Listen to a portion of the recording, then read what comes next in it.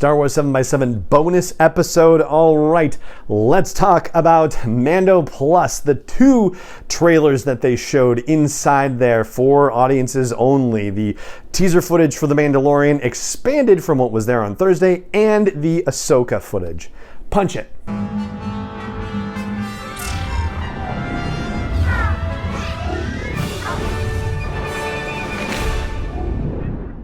Hey Rebel Rouser, I'm Alan Voivod and this is Star Wars 7x7, your daily dose of Star Wars joy, and thank you so much for joining me for it. So, this was a different panel situation from Thursday. I mean, when I was in the Twin Sun stage on Thursday, they did say, hey, put your phones down and make sure you don't record anything. They were, pretty clear about that, but it was just a couple of people coming around and saying that. For the Saturday panel, I was at the Galaxy stage and they had, not only many more people wandering around and checking to make sure people were keeping their phones down and away, and I heard a couple of very strident put your phone away noises from those folks, but even Amanda up on the stage, she was definitely saying, hey, we got to keep our phones down. That's the deal. That's the rules. And it's never fun if anybody gets yanked out of here. So yeah, just make sure that you keep your phones down. Like, they were really strongly emphasizing that whole situation today.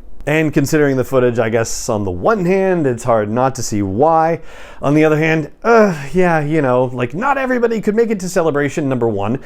And number two, there's a pandemic raging, so even if people could have made it to Celebration, there's probably a bunch of people who decided not to be on the safe side of things. So if you were not lucky enough to find one of the illicit copies that was uploaded to various social media accounts before it was whack-a-mole hammered out by Disney, well, then here, I can tell you as much as I was able to remember and scribble down, and then checking with other people's write-ups to see what gaps I needed filled in my memory. I think probably the hardest thing to describe about the extra Mandalorian footage has to do with some Mandalorian against Mandalorian fighting that's happening, because it's hard to tell what the circumstances are for it. Like, there's some situation where a bunch of Mandalorians are actually being sort of paratrooper dropped out of a ship very briefly. Like, it's a quick shot. It looks super exciting. There are, multiple Mandalorians on the ground firing at each other and firing,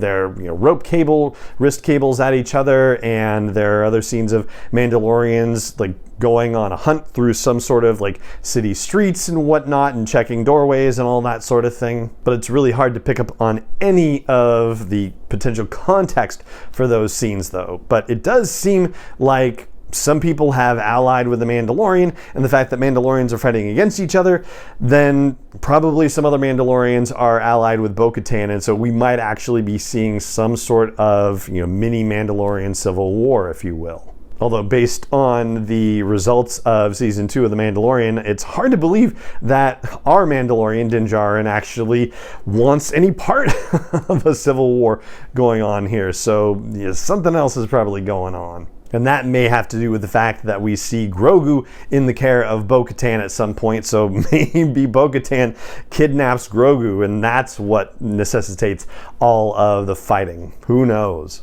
There's also more of the space battle sequences, and we actually see strafing runs on what looks like a mining facility in an asteroid field. And I got to wondering about that situation regarding Mandalore. So Mandalore is a little confusing because there is a moon, Concordia, but then there's also a Conquered Dawn planet that is in the Mandalore system, and Mandalorians have been on Conquered Dawn. In fact, Jango Fett was alleged to have been from there. And another character was on Conquered Dawn, who we last saw in Star Wars Rebels, Fen Rao, who was part of the Mandalorian Protectors, or leading the Mandalorian Protectors, had been allied with the Emperor, but then Gar Saxon showed up and wiped them all out, and ultimately Fen Rao threw his lot in with the rebellion. I gotta say, it's hard not to see that kind of stuff and wonder, because Dave Filoni's involved in this, whether Fen Rao might actually show up in this whole situation of shenanigans.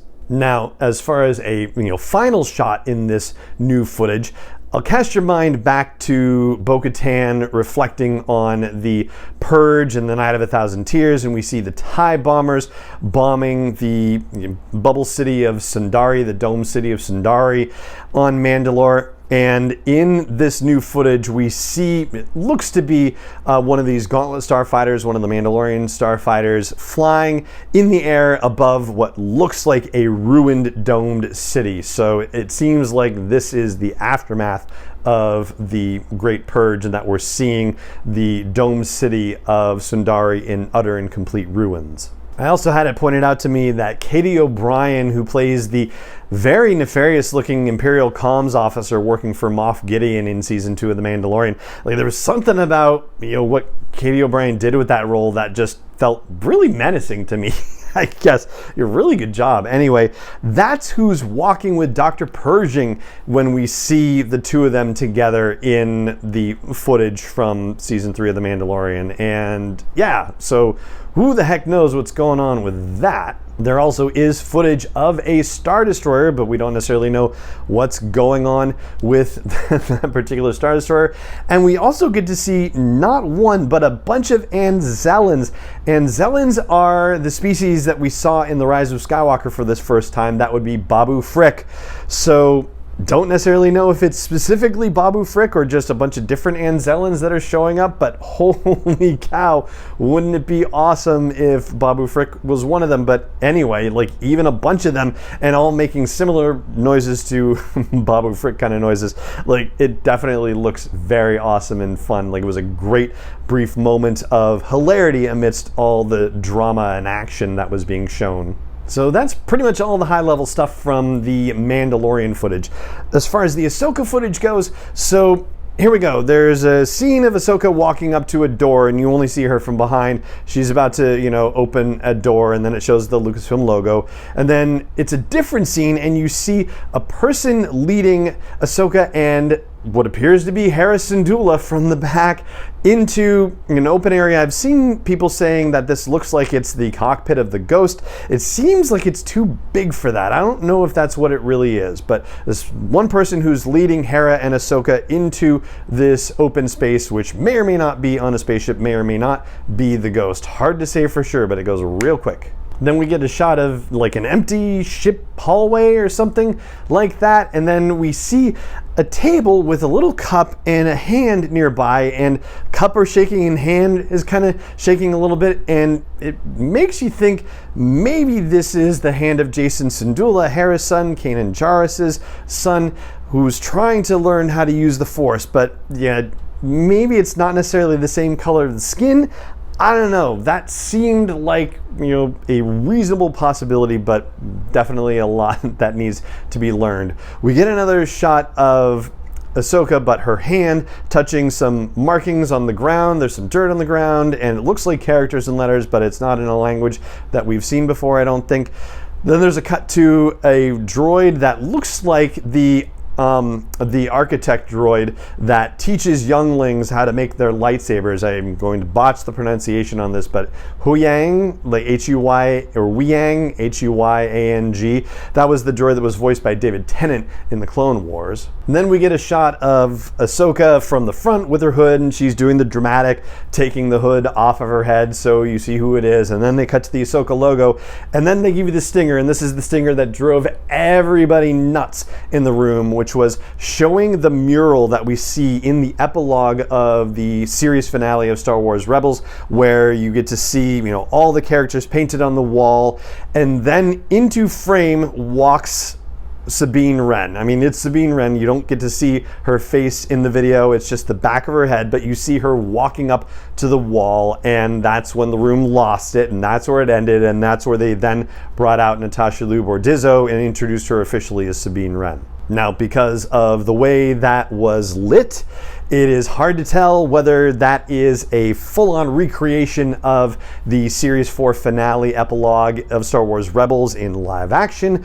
or whether this is happening at a different time, because you don't really get to see what color Sabine's hair is in this situation. At least not in the footage they showed us. They were very savvy about being careful about how they framed that and how they cut that off. And so there you go. That is the breakdown of the extra footage they showed from Mandalorian Season 3 and the new Ahsoka footage that they showed. Amazing that they had something to show, even considering that they've just been shooting for 3 weeks so far. But they had these little tidbits that were just super exciting, and it seems more and more like it's not just an Ahsoka series, it's a Rebels sequel for all intents and purposes.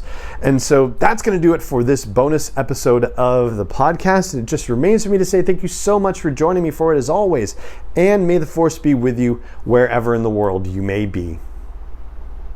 Is not endorsed or sponsored yet by Lucasfilm Limited, Disney, or 20th Century Fox, and is intended for entertainment and information purposes only. Star Wars, the Star Wars logo, all names and pictures of Star Wars characters, vehicles, and any other Star Wars related items are registered trademarks and/or copyrights of Lucasfilm Limited, or their respective trademark and copyright holders. May the Force be with them. All original content is copyright 2021 by Star Wars 7x7. We hope you love it.